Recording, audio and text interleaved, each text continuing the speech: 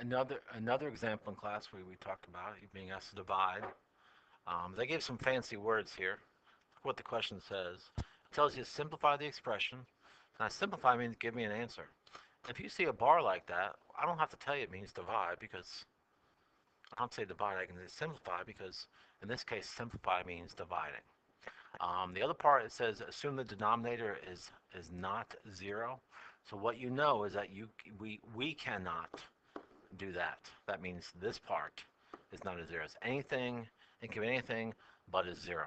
If it's a zero, it's an entirely different problem, and we're not ready for that.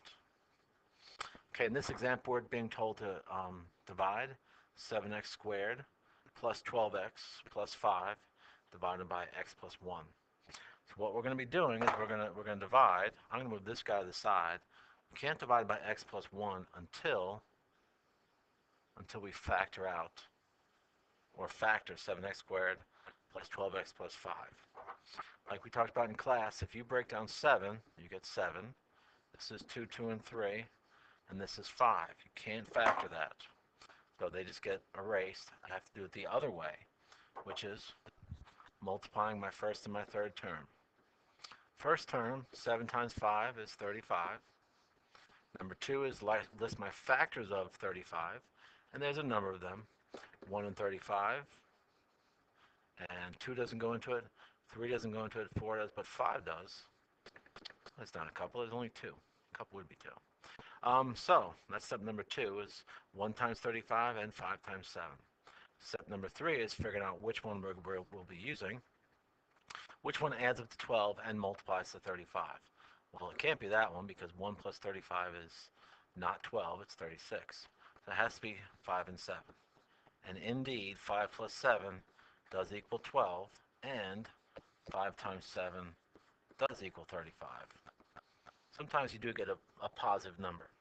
All right, step number 4 are my fractions. A over number 3 and A over number 3. All right, so there we go. For A, my value of A is 7. 7, my first answer, number 3, is indeed 5. A is still 7, and my second answer, number 3, is 7. If we're going to go any further and make sure these are simplified, 7 over 5 is simplified, so that's correct. But 7 over 7 reduces to 1 over 1. All right. Last step is 5. Is to write my binomials. It is 7x plus 5, and my second fraction gets written as 1x plus 1. Okay? Now I'm ready to do my dividing. So let me move all this stuff over here.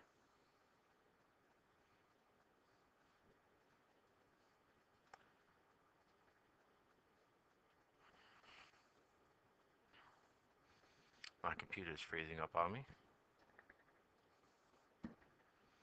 I don't really have a good joke to tell you while I'm trying to fix this computer. Glorious.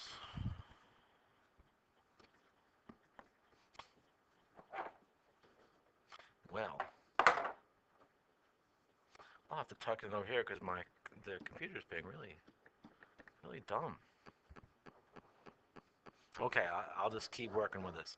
That's my answer. When I simplify 7x squared plus 12x plus 5, I get 7x plus 5 times 1x plus 1. That's what you get when you factor it. To that, I'm dividing x plus 1.